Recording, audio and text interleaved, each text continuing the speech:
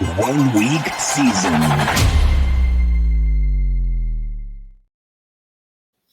What's up, OWS fam? Sandomir here with another best ball draft. This one snuck up on me at the start of it. I'm already at draft time. I thought it was going to be, I was going to try to catch the video a few seconds before the draft filled, but the last few spots filled really quickly. Anyway, here we are, another draft. I've got pick 1.1. So obviously Shohei Ohtani is going to be my pick.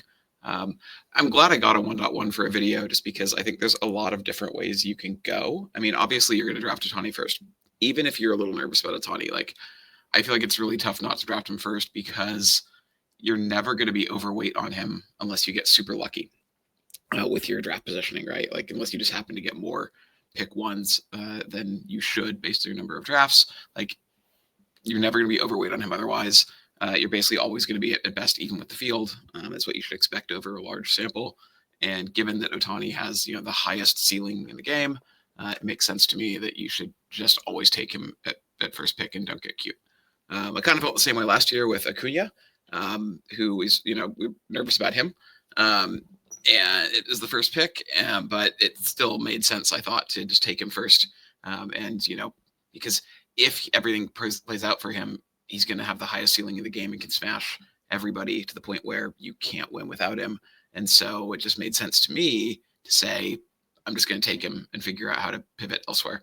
Obviously, it didn't work out since Acuna got hurt and missed most of the season, but I think that logic is generally sound for pick one. Like, especially when you have a clear pick one. More debate between 1.1, between multiple options, it makes more sense to consider going different directions. But to me, this is a clear just take Ohtani and move on.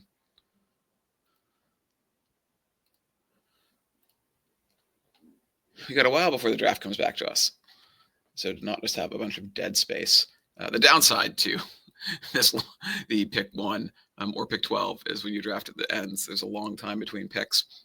So if we start looking at who is likely to be there when we come back, we're going to have pick 25, 26. And so, all right, 24 and 25. Math is hard. So if we look by ADP, it's this range.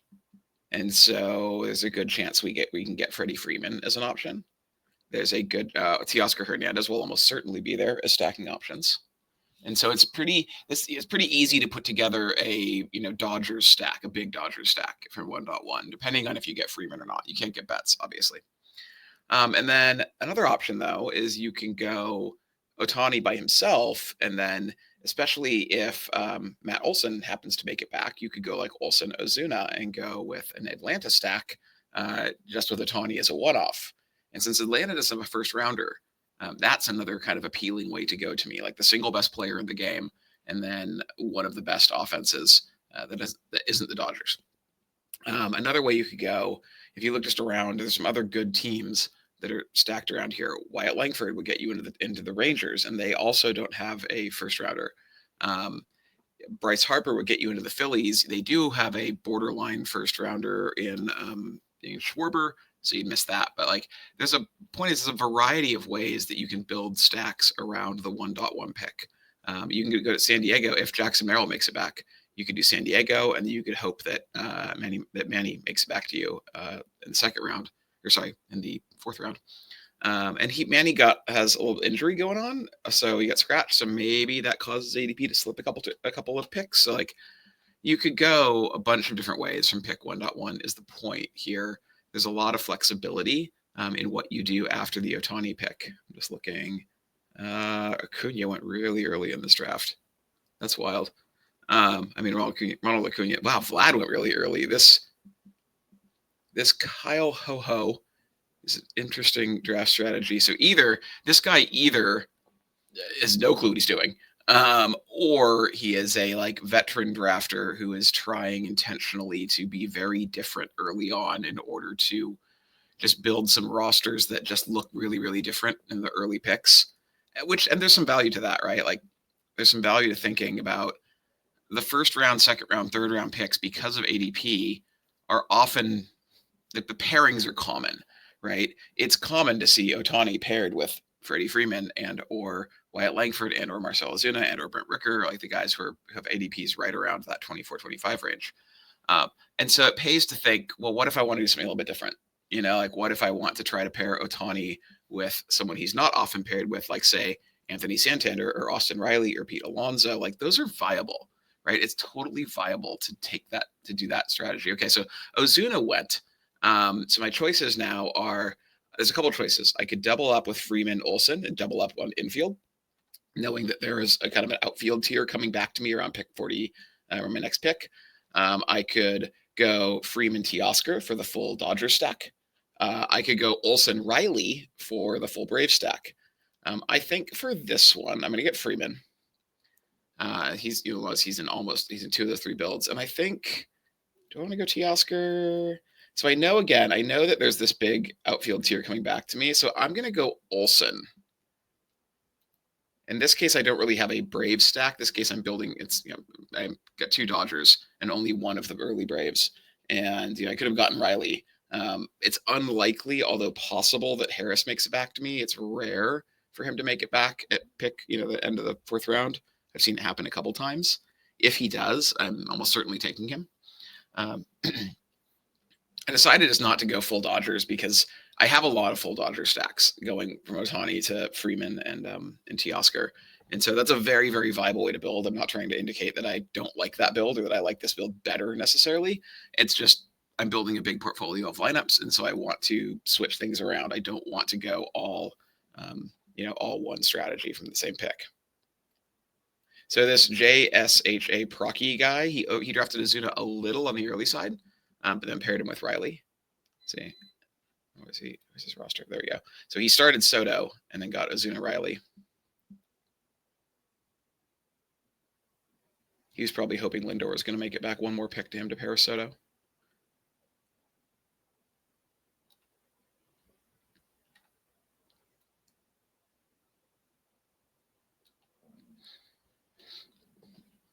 So let's start looking at, it's a little early to count what's coming back to me, because I don't know. Obviously, if Harris comes back, he's an auto pick.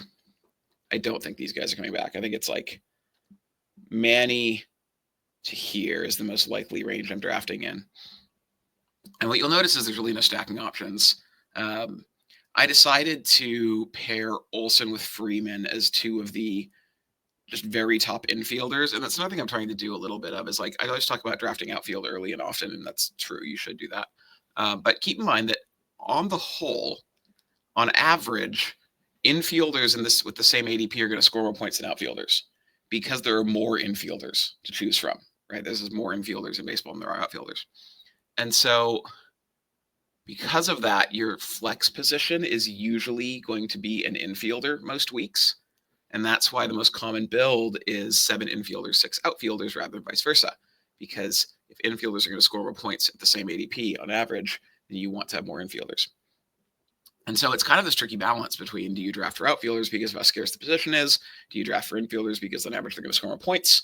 And I try to kind of mix that up between rosters, right? So like, I want outfielders early, but I don't necessarily want 3 or 4 outfielders in my first 3 or 4 picks. Like my favorite start is 4-3, 4 infielders, 3 outfielders.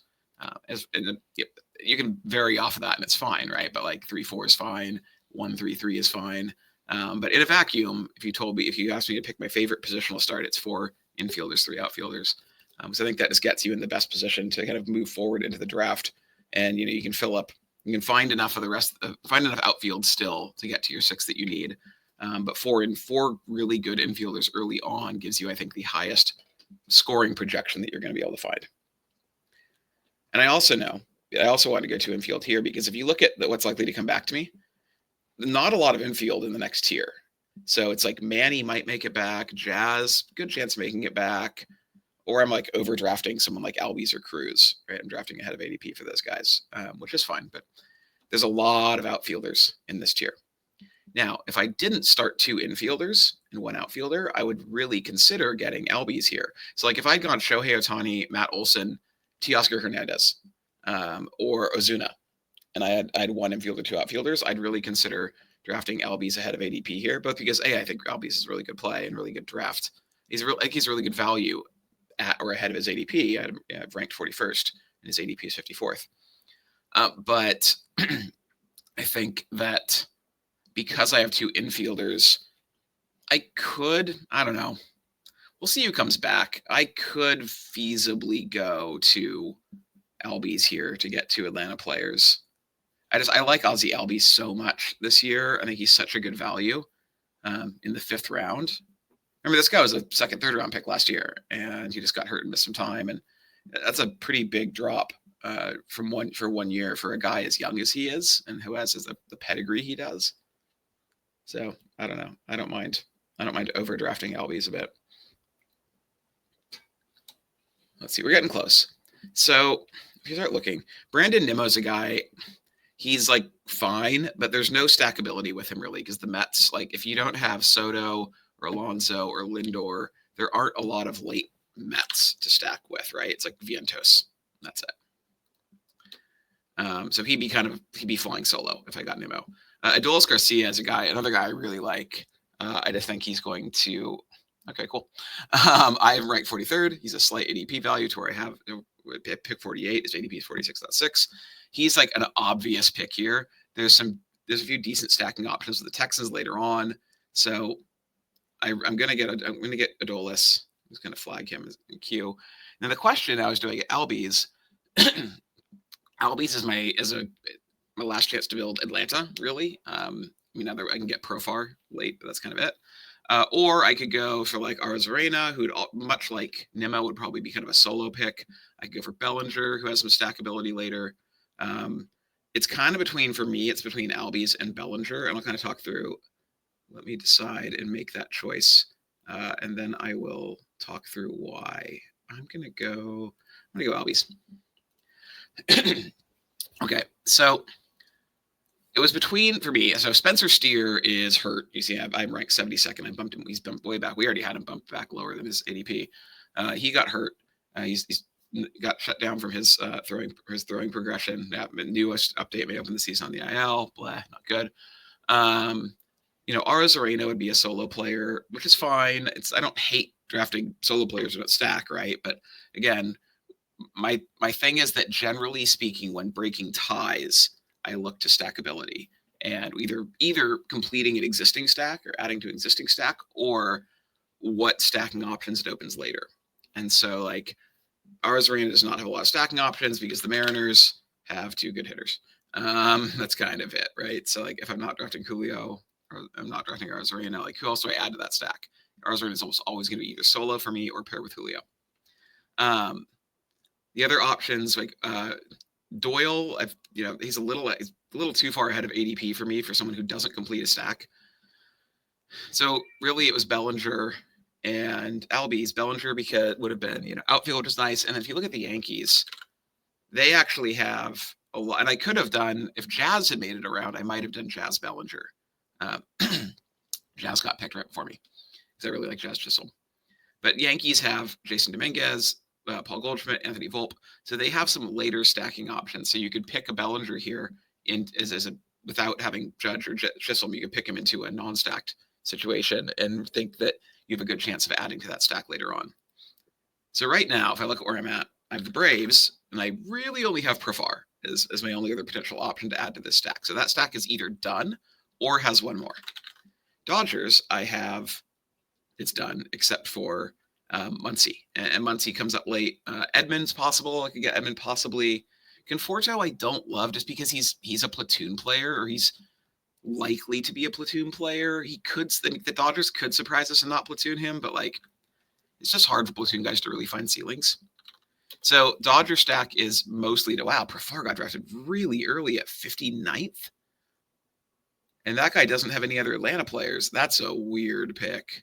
Profar's ADP is like 68. That's an aggressive Profar. I don't think I've seen him drafted that early, except in an Atlanta stack.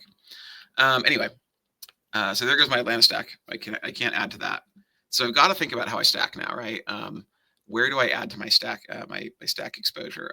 Semien, if he gets back, he's almost certainly not getting back. Would be an awesome pick for me. If I look at Rangers, I've got Jake Berger, Evan Carter, Jock Peterson, Josh Young. I've got a few later round stacking options with the Rangers. I also have two Dodgers, two Braves, and likely some Ranger stacking going on. So I kind of have 3 stacks. So I don't necessarily need to like really force more correlation into this roster. If some comes to me, I'm fine with that. That's great. I will take it and be happy. But I don't really feel like I have to really force correlation. One interesting thing I might try to get if Cowser makes it back to me would be Cowser. Tyler O'Neill is gone, isn't he? No, he's not. So I'm trying to keep track of the draft boards. Like the draft board, O'Neill goes later here than he does on drafters. So it's like trying to remember the draft boards and where people go. So another I could do is do Cowser because I need an outfielder with a look to add O'Neill, and then I could also add Adley around pick 100 too. It's like that. Baltimore would be another possibility that opens up stacking. And so if Cowser makes it back to me, there's a good chance I take him. Yelich almost certainly will make it back, but if he does, I'm taking him. He's just too good of a value. And I mean, Yelich, you always worry about health, but like, I feel like it's really hard. And you can't draft, in my mind, you cannot draft, especially for hitters.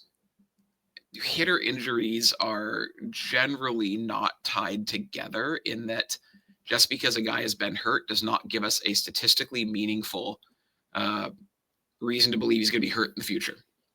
There went Yelich. Okay, so I get Cowser, which is awesome because I need an outfielder. And now probably an infielder. It's Contreras or Altuve. I'm just thinking. Or it's Adames.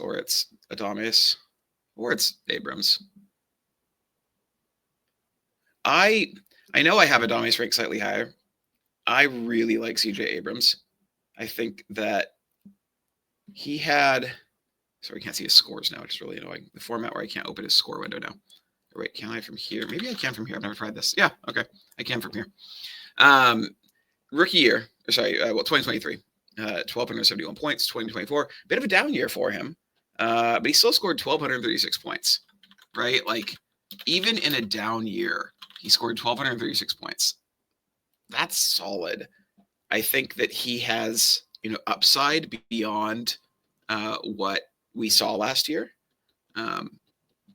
It felt like he didn't, he was like a 3rd round pick last year, a 4th round. He was close. That was somewhere up there, 3rd or 4th round. He only played 138 games last year. So I think he's got some upside in games played. He played, in 2023, he played 151 games. So like he scored about the same number of points year to year, but he played more games in 2023. So I think there's some games upside. Kind of think the Nationals offense is likely to be a little bit better than it was last year. You're going to have a full year of James Wood, a full year of Dylan Cruz. They signed Nate Lowe, which I think was a really smart signing by them. It's like, I think this offense is going to be better overall, and better offensive environments create better opportunity for points scored, right, from runs and RBIs. RBI, I guess RBI is not a plural.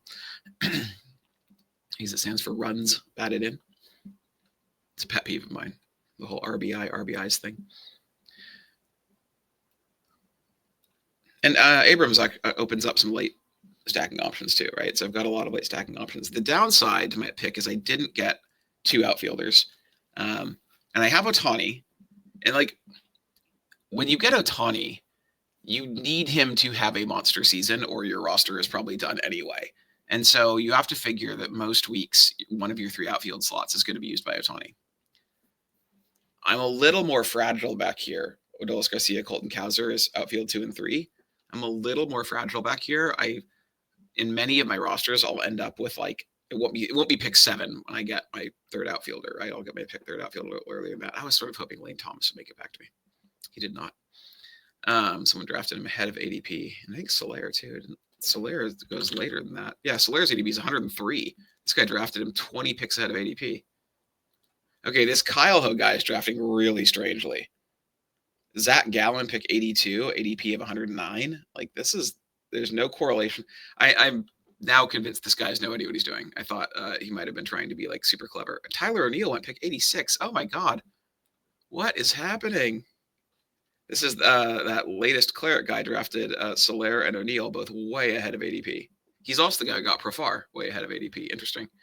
I don't know if it's that he just really likes those guys. He did get, let's go back to him. I hate how this works. If you when someone makes a pick, it moves off the screen you're looking at. He did get Soler to pair with Trout, so maybe that's why he overdrafted him. I don't know why he got O'Neill. He has no other Orioles on his roster. Getting Adames at pick 90 there is really good value. ADP of 77 for Adames. So I really need outfield here. And so I've got to start looking here. So Kwon is probably not coming back, but he's the obvious pick if he does. Pico Armstrong, Heliot Ramos are both great. Otherwise, this might end up being one of the very rare 7 outfield rosters I build. Normally, I tend to build 7 infielders because, as I mentioned, infielders tend to score more points on average. But if I don't get enough good infielders or enough good outfielders, I might have to go 7 outfielders.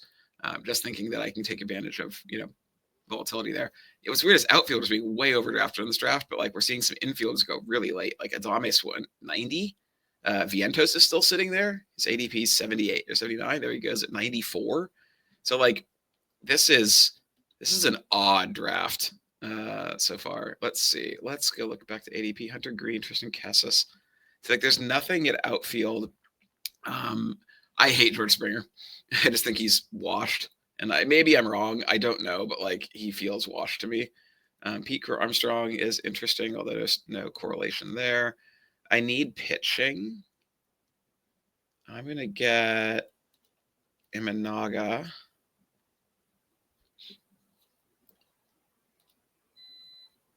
And then, do I just go 2 pitchers here? Adley doesn't make it back to me probably, and I did get Kowser hoping to build at least a partial Orioles stack. I could let Kowser float.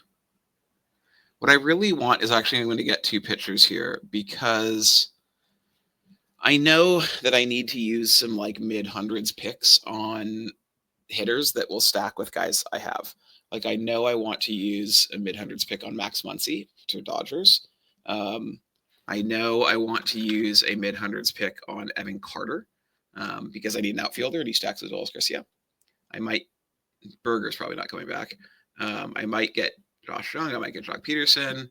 And on the Nationals, I might get Nathaniel Lowe. So I know I'm going to be using some of these mid-hundreds picks for guys that create correlation within my roster. So even though in a vacuum, getting someone like Pete Crow Armstrong or Adley might have been higher value on this roster, based on what it needs right now. Adley because he stacks the Kowser, Armstrong because he's an outfielder and I need an outfielder.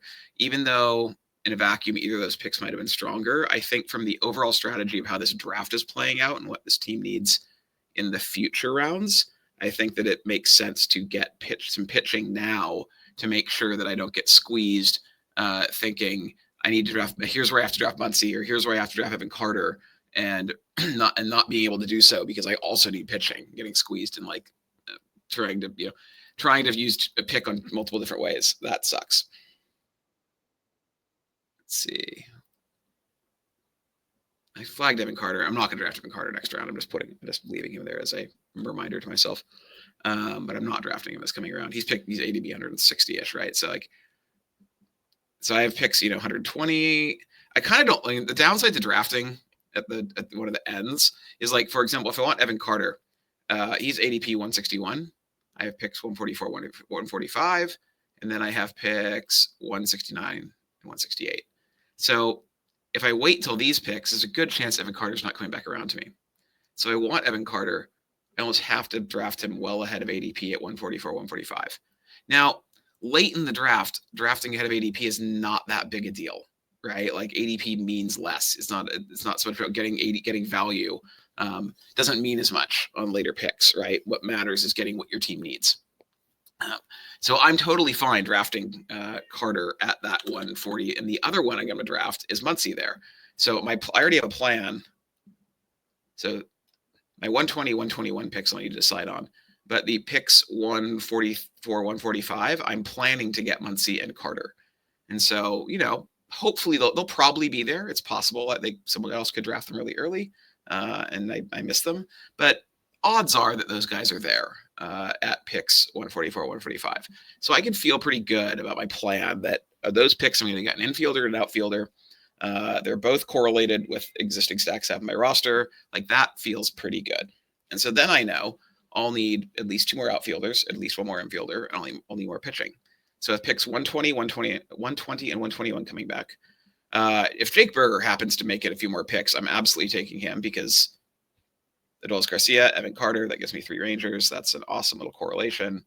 And then it's probably a pitcher because these outfielders like Parker Meadows, I need to adjust. He got shut down with a nerve issue, and that's scary. And I don't know how long he's going to be out. It could be a small thing. It could be a big thing. Lourdes Gurriel is like Gurriel, Lee. Those are the kind of guys I like in stacks of their teams. I don't like them as much solo. Berger, 1 pick before me. Damn it. Wallner is a pick that I'd be comfortable with in a vacuum here. I think he's a really good hitter in line for a big season. So, okay, so I didn't get my preferred infielder. I know I want a pitcher. Wait. I almost left it on auto draft thinking it would draft from my queue, but it would have grabbed Carter because Carter's the top of the queue. Oof. Almost a big mistake. So I think what I have to do now is I have to get an outfielder. I've got 3 pitchers, and I think I'm going to go Wallner because I think that he is just in a vacuum. It's hard to build Minnesota stacks. I don't really build Minnesota stacks, but in a vacuum, he is a really good value, I think. So that gets me to 4 and 4 on my hitters, with the plan that next round I will get Carter and Muncy, which will get me to 5 and 5. 3 pitchers, so still need pitching. I feel like this draft, like every draft is like this, kind of a unique beast, right? Like every draft has its own dynamics of where guys go, who gets overdrafted, who gets underdrafted, what teams other players are trying to stack, what other players have no idea what they're doing and aren't stacking or just drafting randomly. So every draft is its own beast, right? And there were a couple spots in this draft where I felt really good about how it played out. I felt really good getting Adolis Garcia. I felt really good getting Ozzie Albies. A couple spots where I don't want to say it like, I guess what I planned didn't occur. So I got Colton Cowser thinking there's a good chance I'd get Tyler O'Neill. Tyler O'Neill got drafted way ahead of ADP. Bummer for me. You're going to get sniped. You're going to have the pick you wanted taken the pick before you. This stuff happens, and you can complain about how unlucky and terrible it is, or you can learn how to plan for it and adjust for it. And you're likely to be a more successful drafter if you learn how to plan for it and adjust for it, rather than just complain about it. So, I was hoping to get Berger. He got taken the pick before me. Let's go look back at what I was hoping to have occur. Pick. Where's sorry, just trying to find my picks. Right. I wouldn't say here that I was hoping for anything. It was fine if Ozuna came back to me. It was fine if he didn't. No big deal. If I go to 5.1, I was hoping, there was a part of me that was hoping Jazz would get back, but that's okay. Because again, not a big deal. Happy with Adolis, happy with Ozzie Albies. Then we go to 7.1. And this is where, I was really close on Yelich. I was really hoping Yelich. Yes, I don't know if it's Yelich or Yelich. I suck at name pronunciations. I was really hoping this guy would make it back to me. He didn't, which was a drag. It was so close. And it's I figured he wouldn't because I would be way behind ADP. But, sometimes you get lucky and that stuff happens and falls your way. So I kind of slightly overdrafted Cowser thinking, okay, I'm setting myself up nicely because my next pick is where'd it go? My next pick is pick 96, which is 6 or 7 picks ahead of Tyler O'Neill's ADP, right? O'Neill's ADP is 102. And so I thought if I get Cowser, I have a really good chance of being able to get O'Neill. And then O'Neill gets drafted 86, 16 picks ahead of ADP, which I never see happen. So that kind of blew up my plan to get the Orioles stack going. And so you have to pivot, right? And that's what if I'd gotten O'Neill, there's a good chance I would have then drafted Adley even ahead of ADP, because it would have given me my 3rd Oriole, and I would have felt good about having, another good stack, another correlation in my roster. But it didn't play out that way. Oh my God, someone drafted Muncy really early. Where'd Muncy go? Muncy went 134. It's that guy, same guy, latest cleric. picked him. He's like, this guy is doing some weird stuff. And it's weird because like sometimes you see sharp players do this because they're trying to build rosters that are just intentionally different. And so they just go way off of ADP, and like that's okay. But what's weird is like usually when you see sharp players do that, the way you can tell is like the rosters are generally well correlated. And this guy's roster has no correlation on it except for Trout and Soler. So like this guy just does not have any idea what he's doing. God, I hope it's not one of our subscribers. No, I just realized it could be. So I'm sorry if it is. If you're a subscriber, if latest cleric, if you're in here, if you're listening to this, hit me up on Discord. Let's talk about draft strategy because you're missing on some stuff right now, and that's okay. I missed Muncie. That's a bummer. Was hoping, but so be it. Right. I still have Carter queued up, who I plan to get. I will absolutely get Volpe if he makes it back around to me. I think Volpe in this range is a great value. And if I don't get that, then I might. I don't know what I'm going to get. I get another pitcher with Gossman or Lugo. I get Nolan Jones, who's another guy. Like Nolan Jones is a funny guy, kind of like Evan Carter, who like one bad season. I mean, Nolan Jones is being drafted in the 3rd, 4th round last year. Evan Carter, I think, finished in like the 5th round, maybe 5th round ADP last year ish. And look where they are now after one mediocre season. But like these are guys with some pedigree. Like it's weird to me that they fell this much, but they tanked. So what I love here is Carter and Volpe. Volpe is solo. He doesn't complete a stack, but that's okay. I need another infielder. I think Volpe is just a great value at this pick. I already have him ranked ahead of ADP, and he's like, once again, I get okay. Sigh. Okay, so we're gonna get Evan Carter. Who else do we got? There's no other infielders around here in my rankings. ADP-wise, like Nathaniel Lowe's fine. I'd be happy to get him, but I'm not a guy I'm going to draft this far ahead of his ADP. I can just wait and see if he falls to me. Outfield. Yeah, I mean, outfield again, like Carter gives me 5, so I feel good there. So I think it's going to be pitcher. It's probably Lugo. I'm just thinking Lugo. It's like Lugo versus Flaherty versus Kikuchi. It's one of these 3 for me. Rodon, nah. We're just gonna go with the rankings. We're gonna go Lugo. Poor Seth Lugo is a consistently underrated pitcher. He's not an ace, but he is a consistently solid, underrated pitcher. Let's see.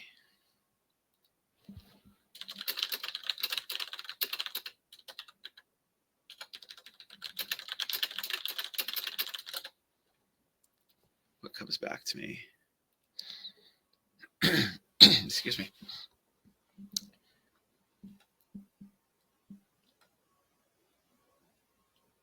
I was really hoping to get one more infielder earlier in this, and I just got I got sniped in a couple of spots because one more infielder would make me feel pretty good about going 6 infield. Now I don't feel as good about going 6 infield since I'm not getting any other infielders from pick 73 down to pick. What's my next pick? 170 something, 168. I don't feel so good about going 6 infielders now, so I'm going to plan for 7.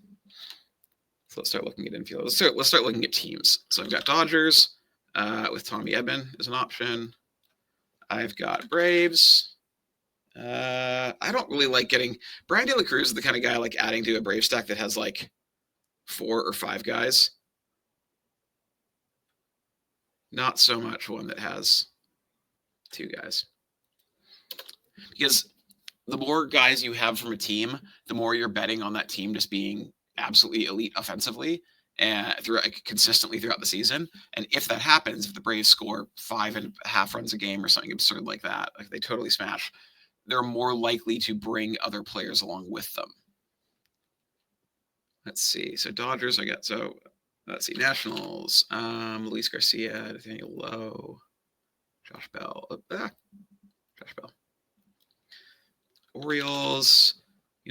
Orioles, I whiffed. Like O'Neill got drafted way ahead of ADP, so I let Adley pass me by. There's really no other options here. A guy like Kierstad or Mountcastle or Kobe Mayo. Again, those are guys that I want in a bigger Orioles stack, where like an overall like offensive explosion can drag those guys along. Young and Peterson are viable options. Correa on the Twins. I think Correa's a little underrated too, honestly. He's not elite, but he's reasonable. So what you see here is my queue, and this is common when you get to this point in the draft. What you see in my queue of additional correlation opportunities is they're all infielders, except for Jock Peterson, right? They're almost all infield. And that's common at this point in the draft. You start seeing this where like there just aren't a lot of viable outfielder plays left. And that's why I tend to have a couple of like my sort of emergency teams that I can go to if I need to. And it's like the Cardinals, the Reds. Those are teams that I can dive into late if I need to get some more outfielders, and if I prefer to have those outfielders correlated as opposed to being solo.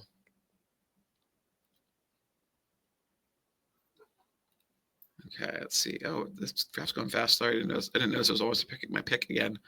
TJ Friedel's a guy who I just like generally and think he's fine and could pick as a sixth outfielder and would just feel fine about it. But Jock Peterson drafted. Jock. Oh, I thought Jock's ADP was later. Never mind. That wasn't an against ADP pick. So we're at pick 170. So if I want Nate Lowe, this is probably the time to get him. He's not likely to make it back to me.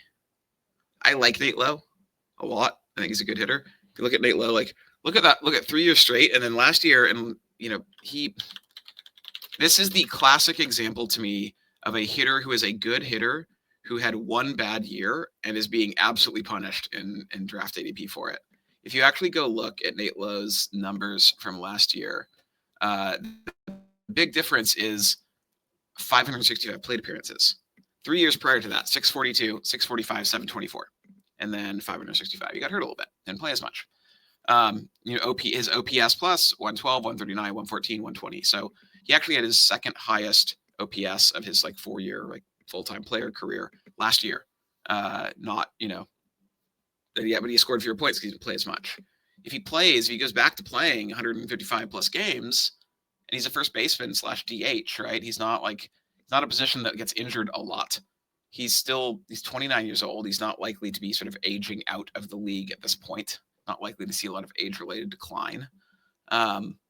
He's a hitter to me who just feels underrated. Oh my God, I totally missed that. I'm an idiot. I got fixated. So pay attention to your drafts, folks. I got fixated talking about Lowe and auto-drafted Tommy Edman as my next pick. For some reason, I don't know why, I just thought I'd already got another pick in, and that Lowe is my second pick of that turn, and it wasn't. So I got Tommy Edman, which, it's ahead of ADP, right? Like Tommy Edman's ADP is 209. I could have waited another round on him, but I could wait another round on all these guys in my queue. So I would have liked to get drafted a pitcher. I probably would have drafted probably one of those guys, Fat or Bradley. So a bit of a bummer to miss that, right? But not the end of the world. But pay attention to your drafts. This is, however, why I always like to have a queue, especially late in the draft. Early in the draft, it's pretty easy for me to get the notification and just look at a glance, be like, okay, I'm getting this guy. As we get later in the draft, you're more thinking about positional needs and correlation and who's left at each position and where the tiers are and what other teams are picking. So later in the draft for me, it takes a bit longer to look at where my team is and what I want to do next. So it's a little harder for me to draft super quickly. And so that's why I like to use a queue. It's one of the reasons I like to use a queue later, and I use it more as I get farther into the draft. I think I would put Josh at the top of the queue. Josh, because I want another thing I do is I look at the draft capital when I'm looking at stacks. I look at the draft capital that I have in each team. So it's not just the number of players, right? So for example, Ohtani and Freeman were my first 2 picks. That's a lot of draft capital allocated to the Dodgers. That's why I would have liked Muncy, except he got drafted way ahead of ADP. I then have 2 Atlanta players, but there's really nothing else to add to them. But now I can look at adding to Nationals. I can look at adding to Twins. I can look at adding to Rangers. And so if you look here, Nationals, Twins, Rangers, I have the most draft capital attached to the Rangers. I also think the Rangers of those teams are likely to score the most runs. I'm just guessing. I'm not looking at that right now. But if you go look at the site, I have an article talking about team stacking, and there's a table in there that shows by team their projected runs scored, and the Rangers, I'm pretty sure, are higher than the Nationals and the Twins. So, right, more runs creates better offensive environment, creates more fantasy scoring. So I'd probably rather take Josh Jung than like Luis Garcia or Josh Bell. Even though in a vacuum, I actually really like Luis Garcia as a hitter. I think that the offensive environment, and we're looking at stacks, I care more about offensive environment than just the individual player's talent. And so I'm looking at Jung ahead of Jung. See, again, terrible with pronunciation. I'm looking at Jung ahead of Garcia. And so I'm pretty sure I'm taking Jung. And then hitter, like this is like normally I would love to have taken Parker Meadows here, but like Parker Meadows with the injury, like I just don't know, like a nerve issue. I'm not a doctor, but that sounds scary, and like that's just not something I want to take the risk on. And so that leaves me thinking, okay, if I'm not taking Parker Meadows as my last outfielder, then I'm probably taking like Nootbaar or Donovan or Burleson. And those guys are all kind of the same. Like there's Wilyer Abreu. There's not a massive difference between them. And so I'm kind of happy just like waiting and not using a pick that I care about on them. Like that could be my last pick, and that's fine. Right? Why prioritize if it doesn't make a difference if I don't really have a preference? So what I'm probably going to do next is get pitcher. And so if we go look at pitchers, let's go look at pitchers. 5 picks away. Okay. Still have some time. So Nick Lodolo, Zach, at least like based on my rankings, Adolo, Eflin, Williams, Barrios, Evaldi, Baz, Pepio. Walker Buehler is a weird one. That poor guy. I don't know what happened to him. I mean, he got hurt, obviously, but like, yikes, was he bad last year? I mean, I'm in Dynasty. He's a guy I would like to see be successful again. He's like another one. Walker Buehler's in a late round pick where it's like the odds of him getting back to the pitcher he was are low. Oh, there goes Josh Jung. I hate my life. This draft has been tough on people taking the guys I want. Okay, so let's see. That means I'm taking one of these guys at infield, and like I'm fine. I don't need that. I don't need to draft them now because these guys are going undrafted most leagues, right? And so if they're going undrafted, I don't need to pick them now. No one else I'm taking. Yeah, there's no one else I want here. Oh, you know what? Will Smith. So I don't like drafting catchers, generally speaking. There are a couple of exceptions, and Will Smith is one of them. One, because he comes so late. 2, because he's a Dodger, and the Dodgers are the best offense in baseball. And 3, because he plays DH. He plays some DH, or he will play some DH. Like they should play Ohtani in the outfield a bit this year, not a lot, but a bit. And when Ohtani gets a day off, it's going to be Will Smith. So I'm just going to draft real quick, so I don't miss my pick again. When Ohtani gets a day off, it should be Will Smith at DH. So I think that Will Smith has a path to a little more playing time than a regular catcher. And because of how just absolutely ridiculous the Dodgers are, because of that, Will Smith has been hitting like in a premium lineup position. He's been hitting 3rd, 4th, or 5th when he plays. Like he gets a premium lineup position in baseball's best offense for a late round draft pick that also makes the 4th stacking member of that offense. I'll break my rule and go for a catcher. I normally don't draft catchers. The other catcher exceptions are Adley, for much the same reason, right? Adley gets DH time. He hits at a premium spot in one of baseball's best lineups. So Adley's kind of in the same boat as Will Smith to me about why I like him.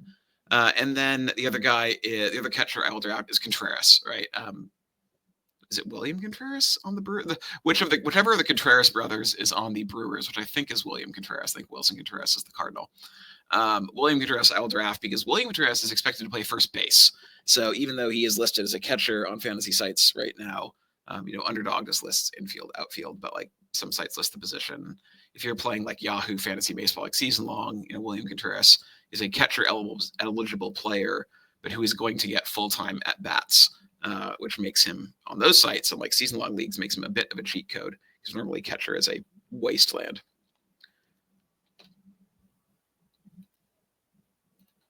Let's see. We're coming back to. So I'm done with infield. So I'm going to remove these guys from my queue so I don't accidentally draft one.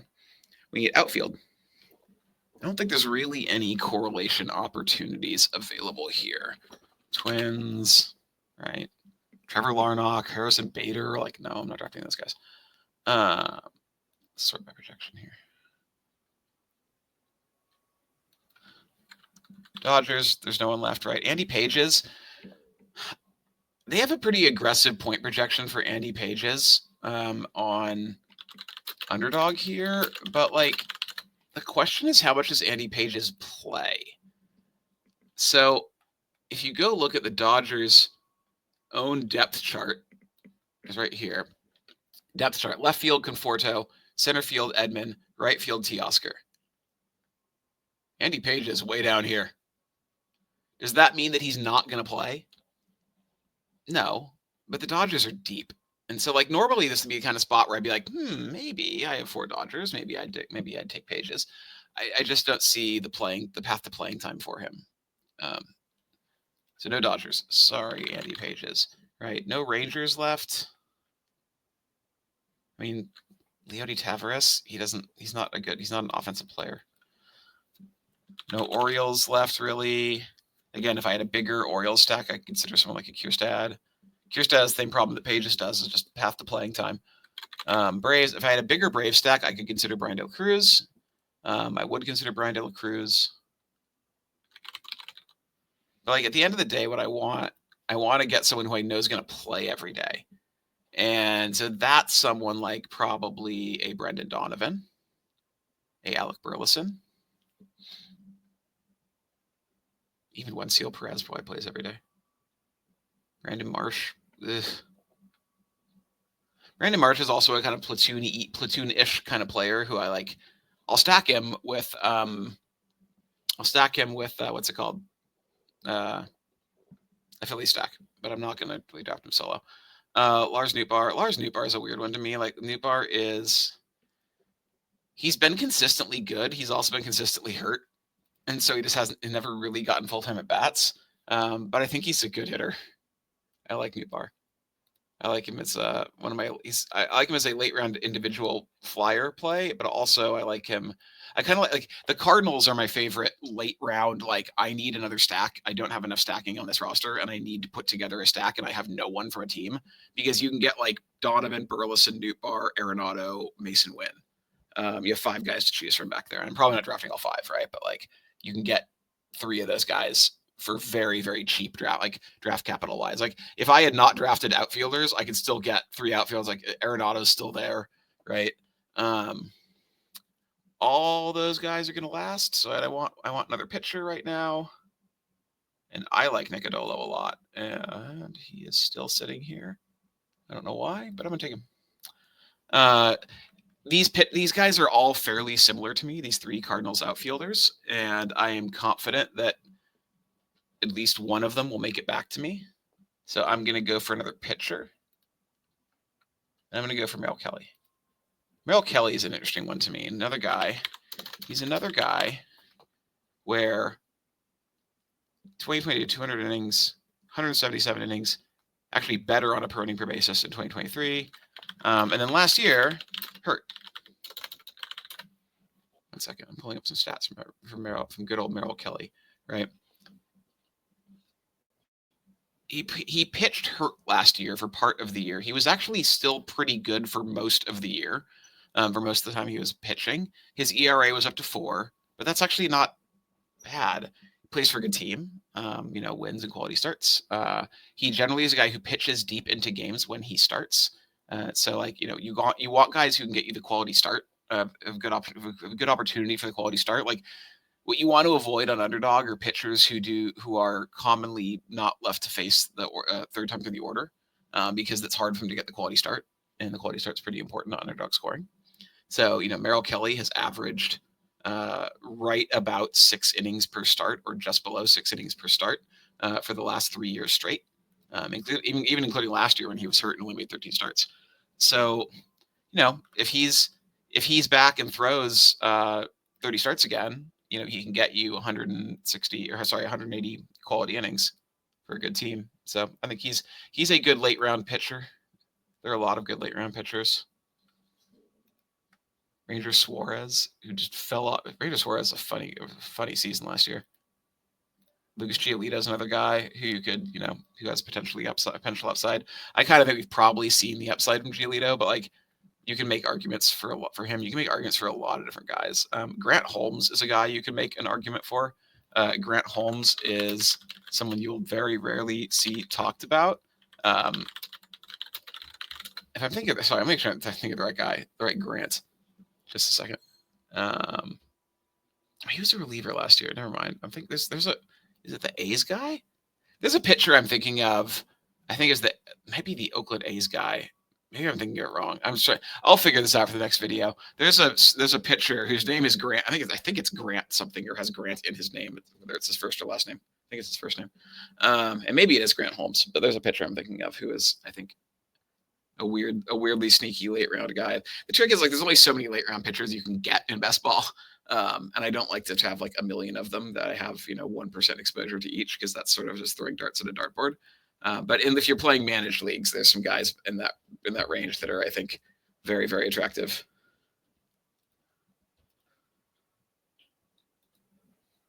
Okay, 4 picks away. And see, someone took Donovan, but like Burleson and Newt Bar are still there, and like they're all interchangeable to me.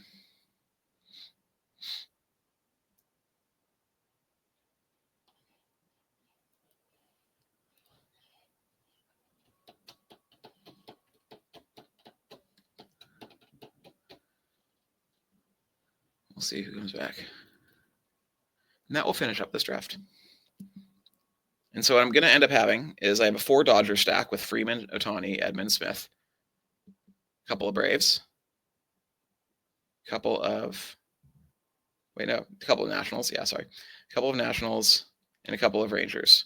And that's often how my stacks play out, right? 4, 2, 2, 2, right? A stack of 4 and then 3 stacks of 2. That's often how stacking plays out for me in MLB best ball. I'm not necessarily trying to make all like 5-man stacks or a bunch of 5-man stacks. I'm just trying to make sure that I have some correlation on the majority of hitters on my roster are correlated, so that I'm not just trying to pick a bunch of 1Z, 2Z, like individual spots. Actually, just 1Z. I'm not trying to pick a bunch of individual 1Z spots. I want to make it so that, when a team that I have a hitter on has a good day, a good game, a good day, that I'm well positioned to benefit. That's my goal. So that's why I like to stack this way. Come on, make your pick. Give me Newt Bar. Bueller, good last pick. Newt Bar. It's not my turn to draft. What do you say? What are you doing? It absolutely is my turn to draft. What are you doing, Underdog? It probably just picked it, but hasn't like refreshed the screen or something. And I guess, okay. Yeah, there it is. Newt Bar. Okay, it did. I just want to make sure it actually drafted successfully. So there we go. So again, like, I think a pretty well correlated roster of hitters built around a Dodger stack. This draft could have broken a little bit better. That there were a couple spots. Oops, I just closed the window. I closed the Underdog window. There were a couple spots where this draft could have broken better for me, where a guy was taken, right before I wanted him, or a guy was taken like well ahead of ADP. But overall, I'm pretty happy of how this draft turned out. So thanks for hanging out. I will see you next time. 1 week season.